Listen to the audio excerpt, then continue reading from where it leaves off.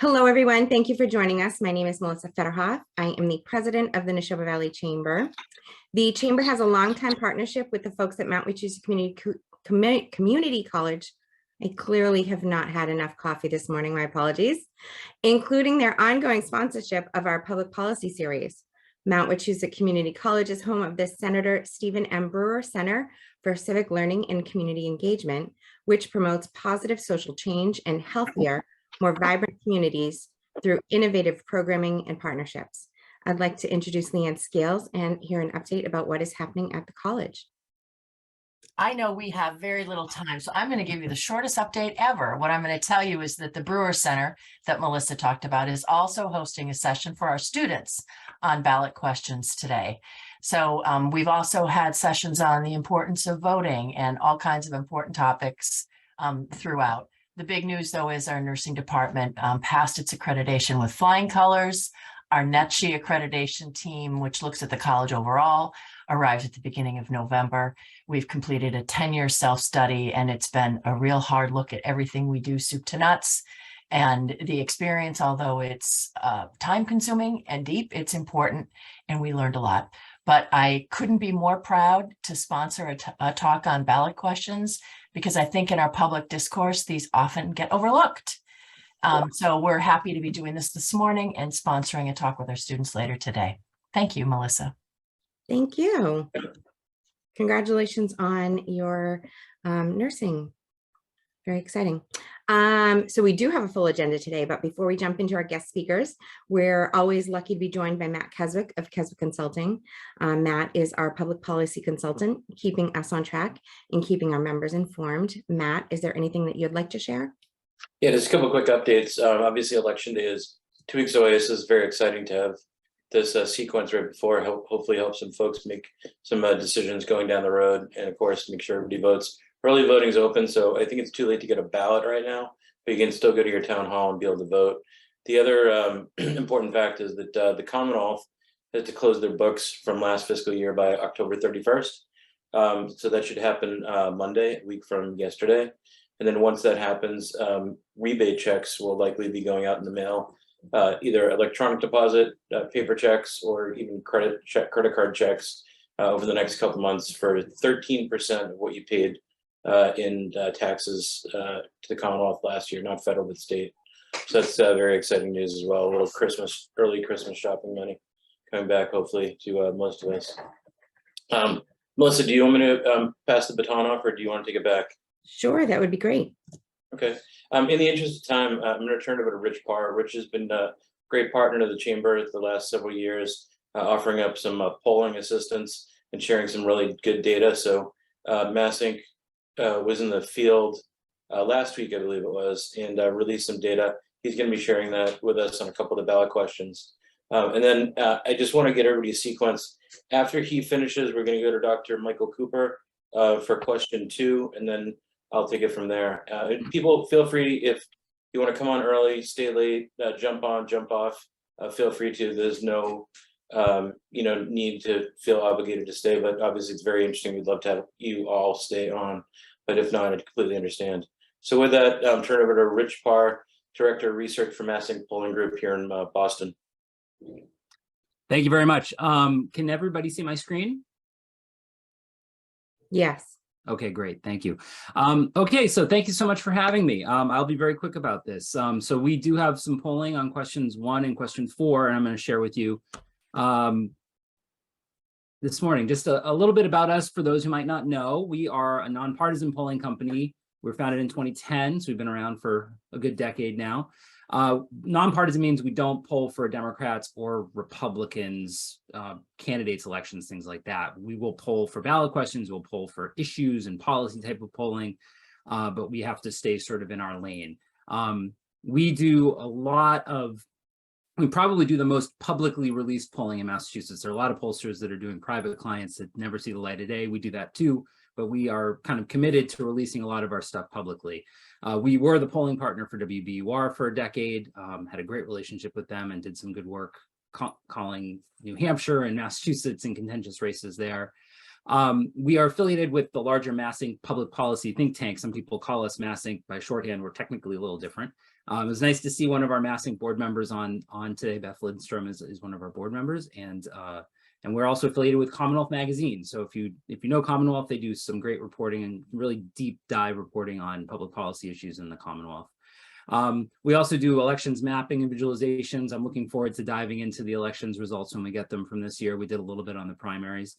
And finally, we have a podcast that we do every week called The Horse Race, where we talk about polling and issues. And we've done a series about the ballot questions leading up to this point, if you want to check those out.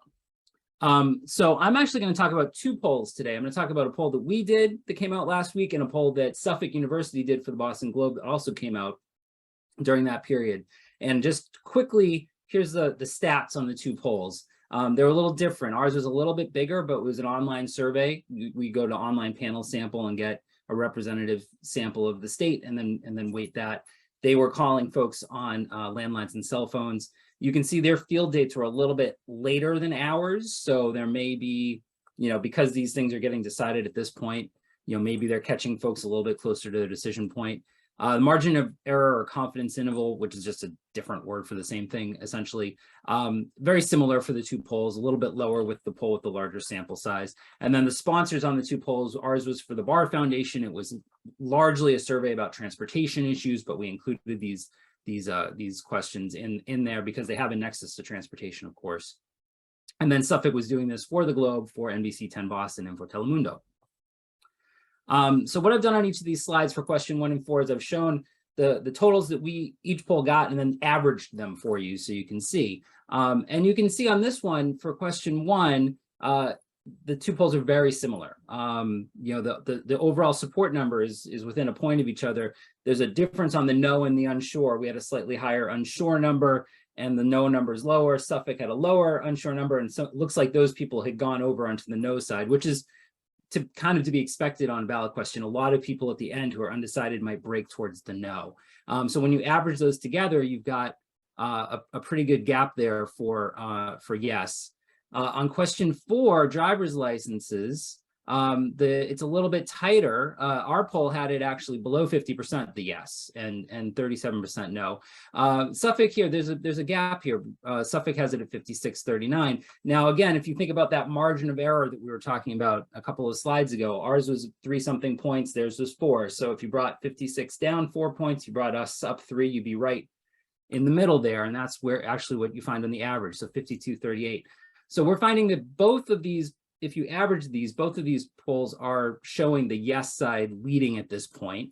I would say I would rather be the yes on question 1 and the rest on yes on question 4, but they're two different types of questions too, right? So question 4 is asking people to approve of an existing law. So does that bias towards no exist when you're really kind of doing that kind of a question? It's a little bit harder to say. We've had very few of these sort of repeal ballot positions over the years in Massachusetts. So there's not as great a track record to see what the unsure behavior is going to do at the end of this question. We'll have to take a look at that. Ballot questions are tricky to poll because there's not always a partisan queue, right? So if you don't know a lot about politics and show up to vote, but you like Democrats, you might just vote for the Democrat. If you like Republicans, you might just vote for the Republican. A little bit harder to tell on ballot questions. That said, looking at our data, and we asked about the governor's race here, we had a 30-point lead for Maura Healey in our poll. There is definitely, this has become sort of a polarized issue on both of these to some extent. More so question 1, as you can see, 76% of Healey voters are a yes on that, only 32% of Deal voters.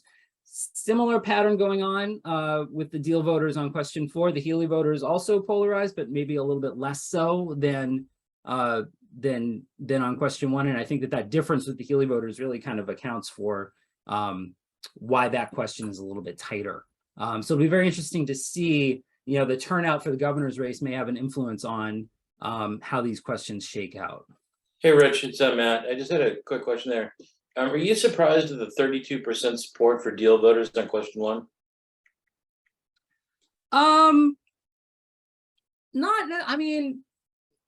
Maybe a little bit, but I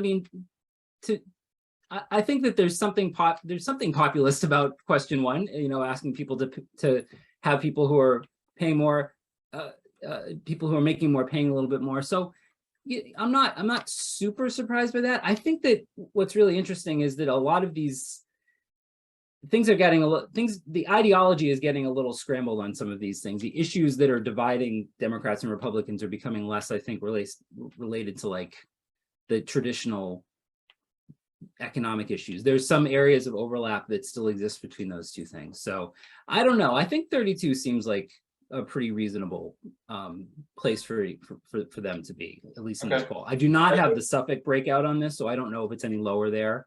Right. I'd be curious to see if they have it even more polarized, but still, when you see 76% of the Healy voters on yes and 61 on no, that's pretty. You're seeing your camps divide pretty evenly there. They're getting some sort of cue that this is sort of there's a partisan split going on here. So a better night for Democrats will probably mean a better night for these questions on the yes side, and a worse night for Democrats will probably tighten the margins up a little bit in terms of the no either getting closer or surpassing. Okay. In terms of the demographics, we were, this was the one really interesting pattern that I noticed in our polling, which is that there's a pretty clear ramping by age group on question 4. So this is just question 4 that we're looking at now. You can see nearly 2/3 of folks 18 to 29. And again, this is all likely voters. We're not doing residents, just likely voters. And likely voters as a whole tend to be older, a little bit less diverse, a little bit more affluent. So keep that in mind.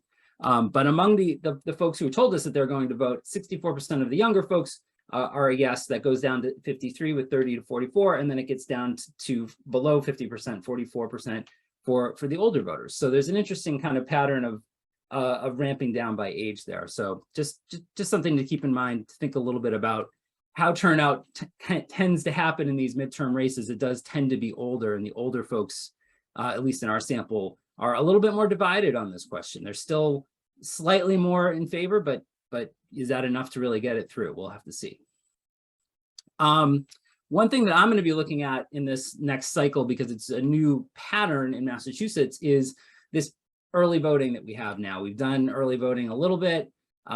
We found that it was a big component of the primaries. A lot of people voted by mail in the primaries, but we didn't really see, this is a scatter plot that I did for an article with Shira Schoenberg at Commonwealth Magazine, where each one of these little bubbles represents one of the towns in Massachusetts, one of the cities and towns, and then how much people voted early in that town versus how much they turned out in both races, the Democrat and the Republican races. And there's really not a sign that that more early voting is leading to higher turnout. If anything, it's a little bit of a negative relationship or a non-relationship. So, we'll have to see if that shakes out. We had seen in previous elections, in the 2020 primary, which was one of the first times we did early voting right in the pandemic, that the towns that voted early more ended up making up a slightly bigger share of the electorate. And those towns tended to be kind of the more wealthy, more liberal towns. Like a lot of Metro West towns were really voting early voting very strongly. And as a result, they kind of ended up a bigger share of the electorate. I think that's going to even itself out now as we get into, this becomes a little bit more of a normalized pattern. But I'm going to be keeping an eye on it. So in terms of things that I'm looking for, we'll know over performance polling on question 1. As I said, I think what happens usually on a conventional ballot question where yes means to make a change and no means to keep the status quo, as we get closer, the people who are undecided usually will default to no. They'll usually just kind of stick with the status quo. So I'm expecting most of the people who remain unsure to break towards no at this point. The question will be, will anybody who's currently a yes be persuaded by any late messaging to switch over to no as well? So I'm expecting the no number to kind of to rise, and we'll have to see if the yes keeps where it is. In terms of turnout, the primary was nothing spectacular. Will the general be better? I think I saw something from Secretary Galvin yesterday that said that he's expecting, in terms of total numbers, something closer to 2014 than 2018, which would be quite a low percentage in terms of turnout percentage, because we have many more voters now in the state, right? Our population has grown, our registrations have grown. So that would not be a great turnout. So we'll have to see if what effect that might have on the ballot questions. As we said, there is sort of a polarization happening here. So which side is going to get their votes out? You know, a big factor in that, I think, is the governor's race and the governor's race margin. It's not really, most of the polling has shown that it's not really a close race. So is that going to depress turnout for one side or the other? Or will there be other reasons for people to come out and vote? And then finally, and this is really an important question on ballot questions, is who's going to blank these questions, right? So there's a lot of people who are going to come out and they might vote the top of the ticket. They might vote for governor. They might not make it all the way down the ballot. They might not get to the ballot questions. Some of the ballot questions are on the other side of your ballot. These are complex questions. There's a lot of text to read through and to understand what's happening with all of them. 1, 2, 3, and 4, I think, all fall into that category. So, you know, a lot of people's eyes might glaze over and they decide, I'm just not going to do that. On the other hand, with a lot of people now voting at their kitchen table, as opposed to in the ballot box, they have a little bit more time to think through these more complex questions. So are people going to take a little bit more time, do a little bit more research, and maybe make a decision and be able to vote yes or no on some of these questions, whereas in the past they may have just skipped them. So I'm really interested to look at the relationship between blanks and early voting when we get the data back, and see if there's any evidence that early voting might actually help people in terms of making their decisions on ballot questions. So that's all I have. I'm happy to stay on and answer any questions folks might have, but I know we have a really tight agenda, so I'm going to stop sharing and let the rest of you guys do your thing. Rich, I just had 2 quick questions for you. One, Sure. how do you account, and maybe after the election you can do this, anybody who's got buyer's remorse, who got a ballot early in the mail and then an October surprise happens, they can't go back and vote, and you know how that may change things.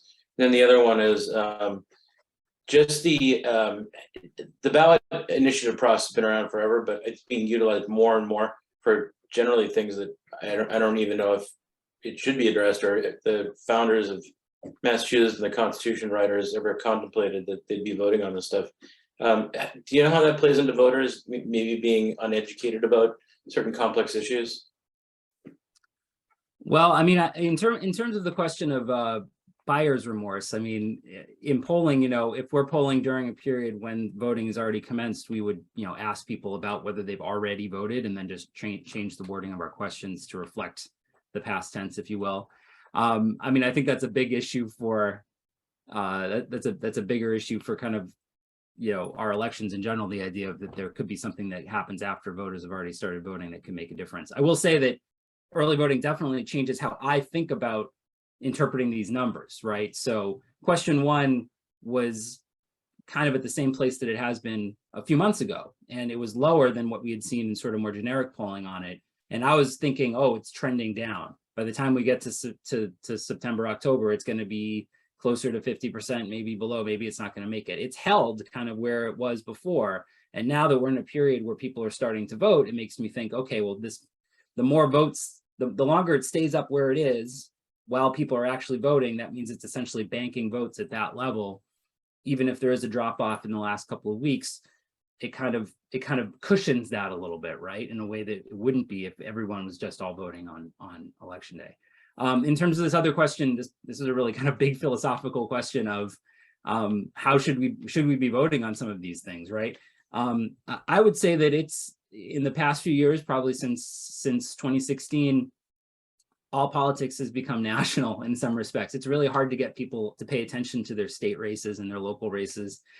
And so that's a tough environment when you're asking people not just to decide who the governor is going to be, but also to decide on matters of tax policy and insurance policy. And, you know, there's all kinds of really complicated things. These are complicated ballot questions, and we're asking folks with limited attention spans and a lot of other things happening to make a choice on them. So yeah, I'm not sure. I don't know. It's a new pattern here, and we'll have to see kind of how it shakes out. But it definitely seems like we're asking more of voters at a time when maybe they have a little bit less bandwidth, I'll say. Excellent. Well, thank you for your time this morning. I appreciate it. Feel free to hang on. We're going to quickly shift it over to Dr. Michael Cooper. Yes on 2. I just want to clarify or quantify that we invited every campaign to participate. We did not get any response from the no on 2 group. So it's not that we're promoting just one side of it. We gave equal time, equal opportunity for other campaigns. And on this one, I think there are actually 3 yes groups. I think Dr. Cooper is affiliated with the Mass Dental Society, and I'm going to turn it over to him. And I think he has a patient in the chair, so he's going to go first. Thanks, Matt, and thanks, Melissa, for having me. Yes, I am a general dentist in Whitensville, Mass. I am not paid by any committee. I'm just somebody that's passionate about taking care of my patients. I see the struggles that my patients deal with every day, dealing with their dental insurance companies, how bad it's gotten over the last few years. Yes, there are a few different committees. This is getting back to kind of Rich's point about how, things are legislated now. It's interesting that there's a dental insurance question on the ballot that the voters have to decide. Typically, this is something done through the legislature. It's been attempted and tried. The biggest thing is that these dental insurance companies have millions and millions of dollars to spend on lobbying and lobbying efforts. And that's made it tough over the years. So this is something that's going right to the voters, which I think is good. So just a little bit about the question in general. Basically, what a yes vote on question 2 is going to do, it's going to regulate dental insurance companies and require them to spend at least 83% of their premium dollars on patients, not spending that money on executive bonuses and other advertising things that they need to do. This is something that already exists for medical insurance companies. This, went into effect as part of the ACA. There's been no regulation on this, no requirements on this for dental insurance companies before. So I think this is going to be a really good thing for patients. So, basically, quickly, what is a medical loss ratio? Medical loss ratio means, and what this question is proposing is creating an 83% medical loss ratio. In Massachusetts, it's 88% for health insurance companies. For dental, the 83% accounts for that premiums for dental a little bit lower, certainly, than the medical insurance premiums. And basically, that means that 83 cents of every dollar that patient premiums are going to be spent on patients. There's a lot of misinformation out there that these dental insurance companies are putting out, trying to really scare patients that premiums are going to go up, that there's going to be less choice. That's just simply not the case. We've actually seen Channel 7, a couple other channels, pull some of the ads because they've been proven to be essentially false. The one study they've quoted is a study that the dental insurance companies paid for. So it's certainly not independent at all. But basically, 83% has to go to patient care. If that money is not spent on patient care, it's going to be refunded to either the employers who pay for the insurance or the patients. And basically, it's going to reduce out-of-pocket costs for patients and make dental care more affordable. The other thing it's going to do is really create some consumer protections. It's going to increase transparency and accountability. It's going to require that these insurance companies disclose administrative costs and other financial information annually to the Division of Insurance. They're currently not required to do that at all. It's going to help to make sure that people that are purchasing this insurance get the most value for what they're buying. It's going to make it a lot easier to compare too and say, okay, well, company X versus company Y has spent 85 or 88 or 90% of their premiums on patients, where this other company is not.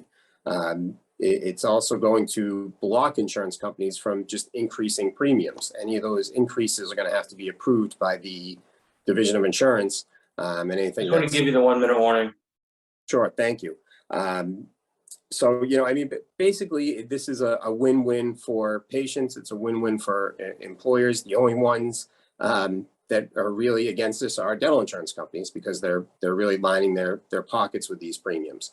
So it's going to increase transparency. It's going to be better for patients. It's going to be better for employers. And I really urge everybody to vote yes on question 2. I think that's just a sign that you don't have anybody else that's going to speak against this because unless you're from an insurance company, there's really no reason not to. But for more information, you can go to vote yes on 2, number 2 for dental.com. And certainly happy to answer any questions, but thanks for having me. That was great. Perfect timing there. I apologize, we're going so quickly here, but we want to try to get everybody in. So we're going to switch over to question 1. Andrew Frantano, Farnatana, thank you. Farnatana, there you go. Thank you. He's with the campaign for Yes on One, and turn it over to him for 6 minutes. Thanks, Matt. So thanks everyone for having me today. I'm from the Fair Share for Massachusetts campaign, working to pass question 1 on the ballot. And question 1 is an opportunity to improve our schools and our colleges, as well as our public transportation, roads and bridges in Massachusetts. And we can do that with a moderate targeted tax on people making over $1 million in a single year. So question 1 would create an additional tax of 4% on the second million and everything above it that a individual taxpayer or a married couple filing jointly earns in income in a single year. The first million would not be affected. Every dollar above $1 million in a single tax year would pay an additional 4% on top of the flat 5% tax that we all pay right now. And that money, it's estimated about $2 billion a year, would be constitutionally dedicated to transportation and public education. And there's been some confusion about this from the other side. This question 1, isn't a regular ballot question like the other important issues you're hearing about today. Those have the legal force of any other law. So the legislature, if it chooses, can go in and change them. They can make adjustments. They could repeal them entirely if they feel like it. This is different. This is a constitutional amendment. It is embedded in the state constitution, the 4% tax on income over $1 million, as well as the dedication that the money must only be spent on education and transportation. So that requirement is binding on the legislature. They're legally required to follow it. They will have the power. There's a phrase subject to appropriation in the amendment. What that means is that the legislature has the ability to decide which programs are funded each year, how much money goes to fixing bridges, how much money goes to local school aid, how much money goes to the school building authority to build new school buildings. They'll have the flexibility to make those spending allocations each year, but they will be held to the legal requirement that the money can only go to education and transportation. And we need these investments. Our transportation system is crumbling and it's really holding back our economy. There was a study earlier this year. Massachusetts has 644 structurally deficient bridges across the state. These are bridges that have a major load-bearing component that's in need of replacement. There's one right around the corner from my house that was shut down in May because a routine inspection found that it was unsafe for people to drive on. Now it's going to be closed for 2 years, and businesses in my neighborhood are struggling because their trucks have to circle around a long extra route. Their customers can't access to their businesses easily. So we need to be making investments in our transportation system before these problems get to the state where we're closing bridges, shutting down roads. We need to be proactive about repairing our infrastructure, and that's going to take more money. We also need to invest in our public schools. And folks may have seen over the last couple of days, there's been several reports on the learning loss that's happened, the test scores. I think the headline in the paper today was that math scores at the middle school level are down to the level they were in 1992. So we have lost decades of progress as a result of the pandemic in our schools, and it's going to take more than the status quo to get us back on track, to make sure that a whole generation of students aren't lost in learning loss and are able to go on, get a good education, go on to college or vocational education, and make sure that those two things are affordable and accessible for more students. So we need this funding, and we think it's fair that people who earn over $1 million be asked to pay a little bit more, just 4% on their income over $1 million. And finally, I want to clear up a couple other misconceptions about the question. The biggest one is homes. The opposition committee has been up with an ad that we requested yesterday that TV stations pull down because it makes some false claims about home sales. They're claiming that tens of thousands of people would pay more when they sell their homes, and that's just not true. Even the author of the study that they tried to cite in their ads yesterday told the Boston Globe that claim is not true and has no evidence in his research. It's important to know when you sell a home, as well as any other property, a farm or 1 minute warning business, you're not taxed on the sale value of that home. You are only taxed on the capital gain. So you can subtract the original purchase price. You can subtract $500,000 for a married couple or $250,000 for an individual who is selling the home if it's your primary residence. And you can subtract any money that you invested in the property over the years, a new roof, a renovated kitchen. You can deduct your closing costs there. So that once you take these many deductions, last year, there were only 895 homes in the state that sold for enough of a gain to be affected. So obviously, there's a number of homes in the state that sell for $1 million, but the vast majority of them would not be affected by this tax because they're not generating a capital gain of over $1 million. So regardless of any group you look at, home sellers, business owners as well, very few people have a taxable income, even if a business has revenue over $1 million. As you know, that's very different than having personal taxable income from that business of over $1 million. And only those people will pay more. So thank you. Thank you, Andrew. Appreciate it. I apologize again, we're moving so quickly here, but to get it all in 1 hour. Next up on the other side of the issue, which is a no on one, is Maddie Claire. Hi, thank you. And thanks everybody for having us. We appreciate it. I'll be quick because I know we're on a quick timeline right now. But overall, we're the committee for no on one, and what we are, for is just keeping where we are in terms of the flat tax.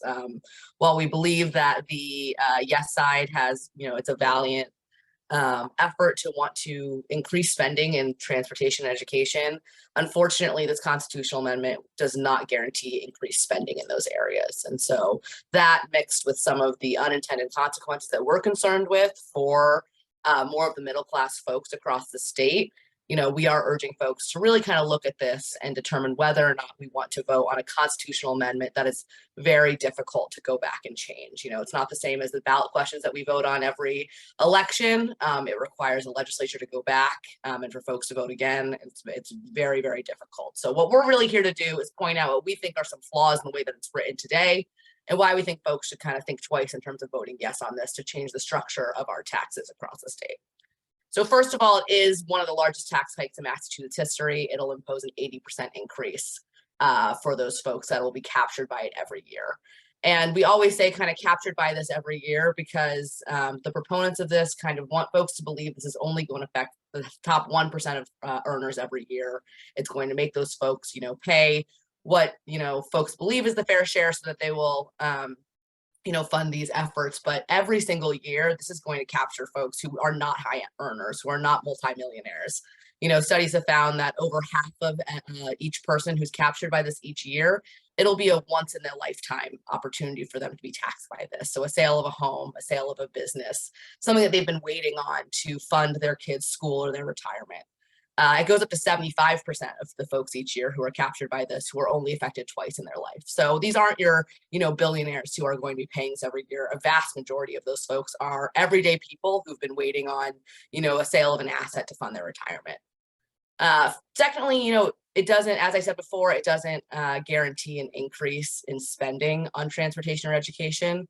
It plainly states that all those funds are subject to appropriation, and that language was intentional on that. Elected officials could use that appropriation process to divert funding. So while it is constitutional that the revenue from this may go to those areas, they can divert the funding back out of that and really keep that spending flat. And that's happened year after year when these kind of things go through. And so, it was even a few elected officials even said on their own that, while they're going to try their best to uphold their end of the bargain, there's no guarantees on this. And they don't know what the economic outlook will be. And each year they're going to appropriate what makes the most sense for them. And so spending can stay flat on this as it relates to education and transportation. And that alone, I think is worthwhile looking at those unintended consequences as it relates to folks who we believe shouldn't be taxed by this each year. And those are the homeowners, retirees, family farmers, small businesses, all of those folks that might be, hit by this and kind of pushed into that newer tax bracket when they go to sell their home, sell their business.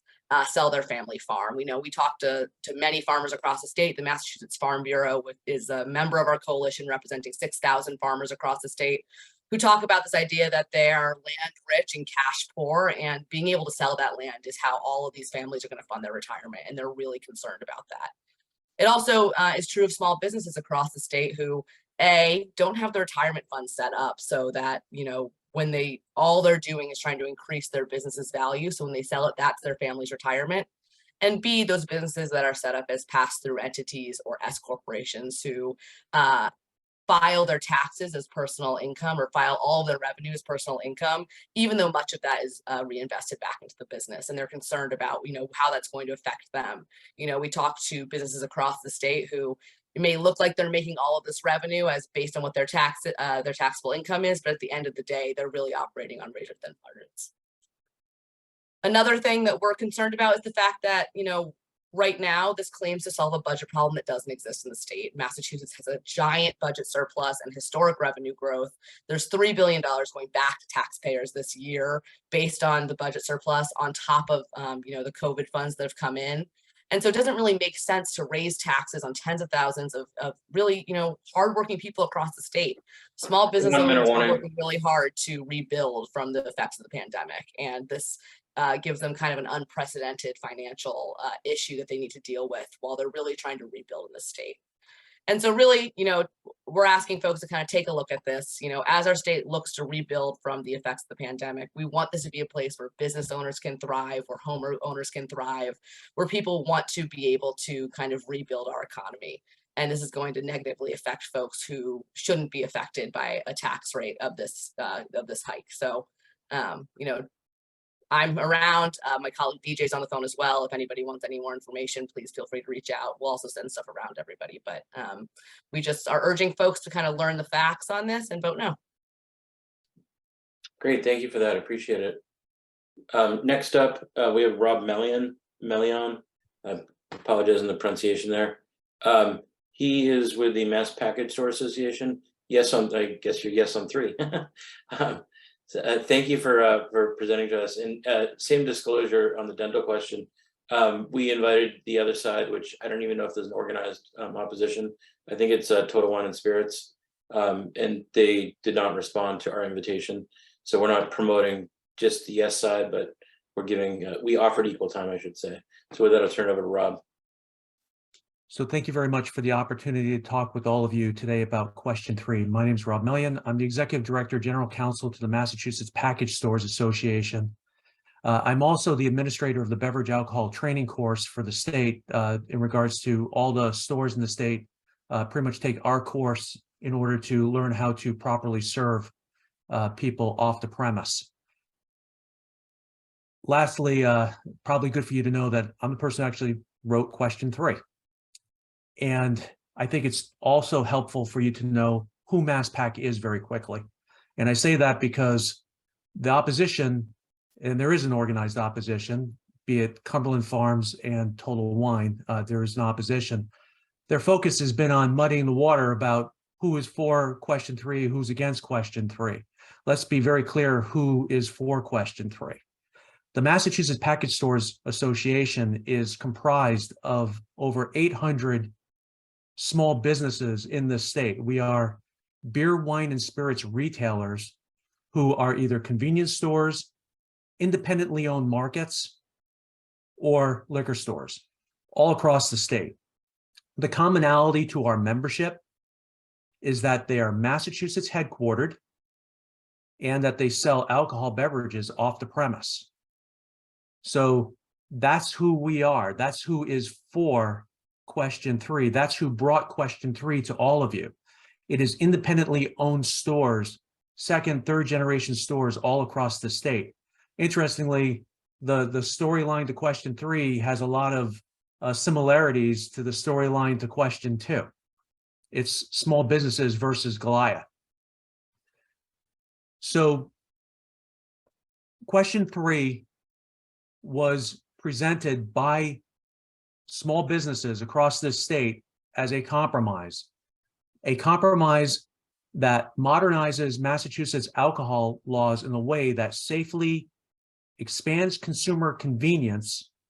There lies the compromise, but it does it in a way that protects communities and also adds a couple of safeguards to the retail of alcohol beverages that are long needed. This is exactly what question 3 does. And what I'm going to tell you is what it does. and we can get into what it doesn't do. But this is what it does. First, it expands consumer convenience by progressively doubling the number of allowed beer and wine licenses in Massachusetts. Right now, a Section 15 licensee who is a off-premise licensed business for alcohol, they can have up to 9 licenses throughout Massachusetts for any type of alcohol.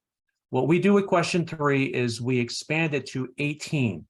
This is a compromise that local stores across the state are making with the large chains, particularly the food stores like Shaw's, Stop and Shop, Target, Wegmans, Whole Foods. This is a compromise to them to allow for added convenience across the state, having additional locations across the state. At the same time, all liquor licenses will be capped at 7. To help you understand this, in other 3-tier states, there are 3-tier states and they're what are called control states. Control states are like New Hampshire, where the state is the market participant. They sell the alcohol to you. A 3-tier state is where we have a private system like Massachusetts, Rhode Island, Connecticut, New Jersey. Of the 3-tier states, Massachusetts currently at 9 licenses is on the high end. We are the highest for 3-tier states in allowing how many licenses can be issued out to any individual corporation. By capping it at 7, we're still the highest. And our argument is that we never should have gone to 9 to begin with. That was forced on the industry by out-of-state interests like Total Wine 10 years ago. It never should have happened. It has resulted in over 800 businesses no longer being in business in Massachusetts. 1 minute warning. What question 3 additionally does is it allows for the sale, it allows for retailers to be able to rely on out-of-state IDs. We're the only state that does not allow for that.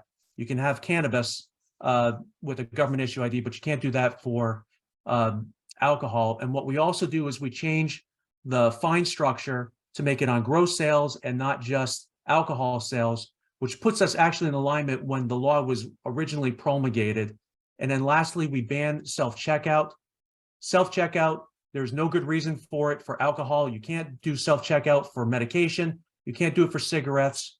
You shouldn't be able to do it for alcohol, and we ban it for that. And the reason behind it is that what people are doing is that they're pulling the barcodes off of products that are not alcohol. They're adhering them onto alcohol products and running it through self-checkout. That's not me saying it. That was on the National Sun. So that's the big issue there. Together, what question 3 does is it allows for convenience, it adds convenience, and at the same time, it does it safely in our communities. Thank you very much. And I hope that you vote yes on question 3. I can answer any questions later. Thank you. I also just wanted to clarify, we didn't give a lot of background on the process to get here, but this is a multi-year process that goes through the Attorney General, the Secretary of State, in theory, the legislature, then the voters. So these questions were actually laid before the legislature. The legislature chose not to take them up, and that's why they're on the ballot. So I just wanted to clarify that. Next up, we have a yes on 4. We have Laura Rotolo. Hi, good morning. Yes, my name is Laura Rotolo. Thank you so much for having me here today. I'm here to talk about question 4 and advocate for a yes on question 4. And I especially appreciate this opportunity to speak with you because this ballot initiative, this repeal initiative was added so late that it actually didn't make it into that red book that voters get mailed home. And so I know a lot of us, myself included, will just read that book before going into the voting booth, and it's actually not in there. So it's so important to talk about it here.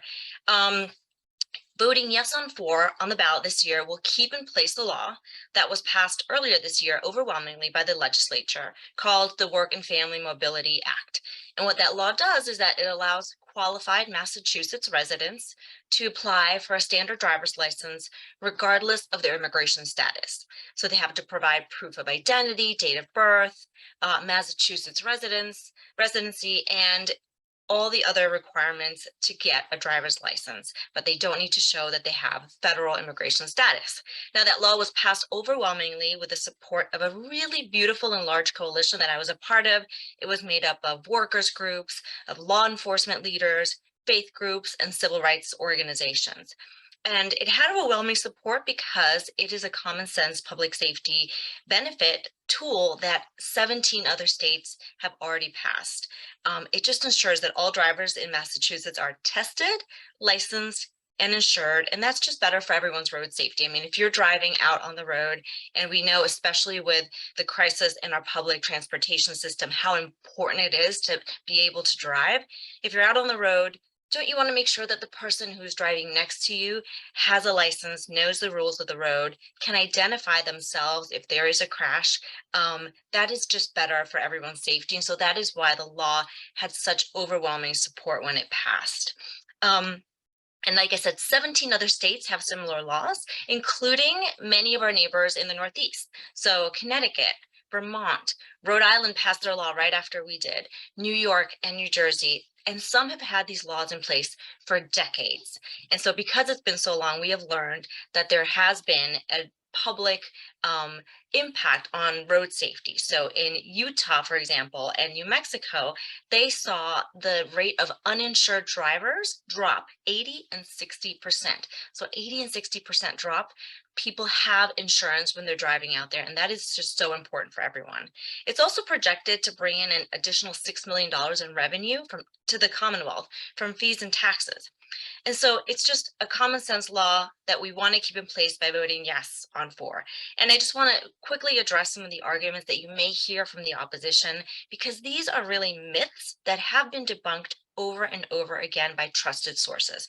So number one, I want to be clear, this law in no way, shape, or form allows non-citizens to vote. It does not register them to vote automatically. It does not give them the ability to vote. That has been debunked by the Secretary of State's office itself. We have a system in place. People who are not eligible to vote today do get driver's licenses, like US citizens who are 17, or people who have green cards, are legal permanent residents, but can't vote because they're not a US citizen. They are not automatically registered to vote. So I just want to debunk that right off the bat.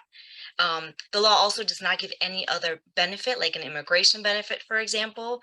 I think we can all agree that the federal immigration system is not working, but why should the federal government dictate our road safety, right?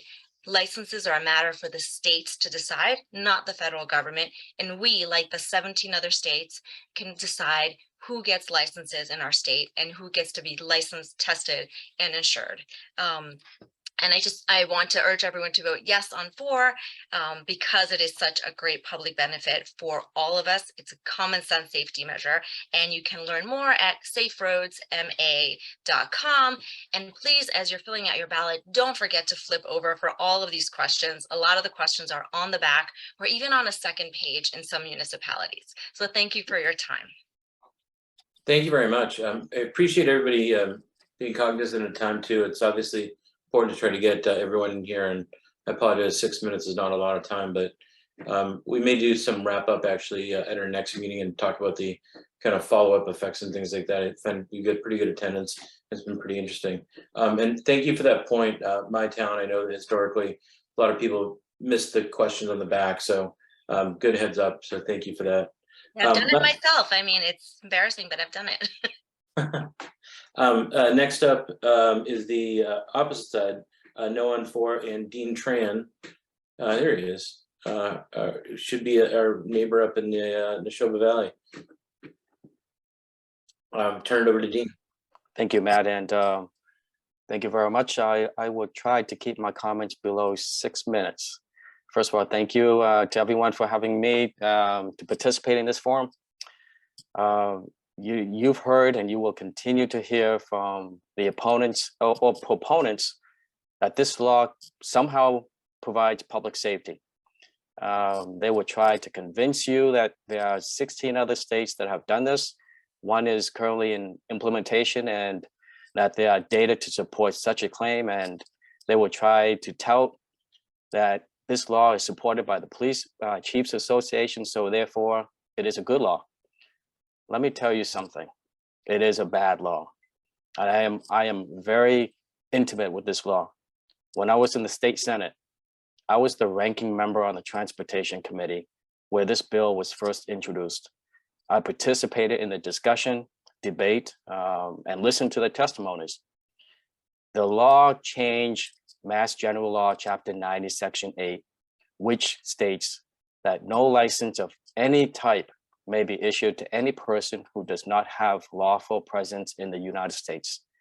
And they changed that language to shall be eligible for a Massachusetts license to operate a motor vehicle as long as they provide satisfactory proof to the registrar of their identity, date of birth, and Massachusetts residency. So it also made it illegal to ask for immigration or citizenship status. So this has nothing to do with public safety, and there's absolutely no data to support the claim. First, the data shows that this law having to, they mentioned that this law would reduce hit and runs. It doesn't mean anything. It has nothing to do with the law because you can't ask for people's immigration and citizen statuses. And in addition, in many of these states, though the run has decreased, the hit has increased. Second, the Police Chief Association supported the law because they are only concerned with the identification part of this issue.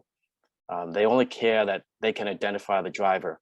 So by touting that the Police Association in support of this law, it's a good law, it's a flawed argument. The problem with this bill is the following, and the reasons why Governor Baker rejected the bill. First, the legislature denied an amendment to make a distinction between the regular driver's license and one for only driving. Other states have done this. Massachusetts refused to do so. And Governor Baker said, he said, the law restricts the registry's ability to share citizenship information with those entities responsible for ensuring that only citizens register for and vote in our elections. That's what he said. And second of all, the RMV does not have the expertise and resources to implement and enforce this bill.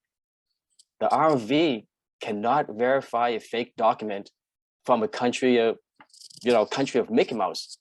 And that's a second reason why Governor Baker rejected the bill. And he said, I cannot sign this legislation because it requires the Registry of Motor Vehicles to issue state credentials to people without the ability to verify their identity. The registry does not have the expertise or ability to verify the validity of any types of documents from any other countries. Those are the reasons why many of us don't want this bill. And the true intent of this law is to, first, to allow the ability to register to vote. The current registration and renewal process, if I just renewed my license, the process allow you to register to vote, circumventing our federal immigration laws, which, I agree. There are some broken immigration laws that need to be fixed. Second, the driver's license allowed to have access to almost everything that allowed to legal residents. And I'll give you this, every year, the state spends over $2.5 billion on illegal immigrants. So just think about that. Just think about the impact that has on local communities. So I just gave you some facts about why there's a group trying to pass this and repeal this law. And, it's very simple. This law is bad and it was badly written. And thank you for the time. Thank you. I appreciate everybody holding to the time. We're actually about 30 seconds early, so thank you all. We've got about 3 minutes, and I'm happy to hang on if anybody's got any further questions post 9 o'clock. But a lot of information out there today, hopefully educational, hopefully helps people 2 weeks before make their decisions. And it was mentioned before about the red books. Folks should have gotten those from the Secretary of the Commonwealth, which should outline the questions. It's deep reading, so make sure you take some notos before you flip through them. And with that, I open it up to any questions. I don't see anybody unmuting or raising their hand. All right. Everybody's taking notes. All right. It just Oh. something very quick on question number 1. I know we've heard pros and cons for question number 1. Is there any concern that if question number 1 passes, that it would allow the legislature to proceed with a graduated income tax similar to the federal tax system? I'm happy to answer that. I think, what one of the concerns with the constitutional amendment portion of this is that because this will be passed as an amendment to our constitution, it does opens the door for the legislature to take on issues of expanding that tax to other income levels. So it would have to be voted on by the legislature, but since that this amendment kind of opens the door for in the future for that to happen.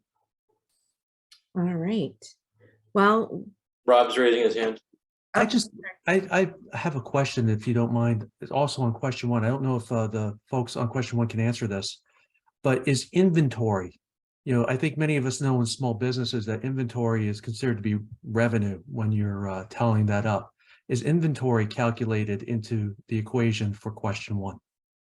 So the one thing about question 1 that I think is interesting and what we try and kind of get across when we talk to folks is that it's all taxable income. So the sale of your inventory, the sale of any, we talk to a lot of small businesses that are saying, yeah, I'm going to sell my business for my retirement, but I also have a lot of equipment that I use that's going to be that I'm going to sell, and that's going to be part of my income. So anything that plays into your income or taxable income is calculated the overall taxable, the tax hike that will kind of come with question. great questions. Any other questions? All right, hearing none.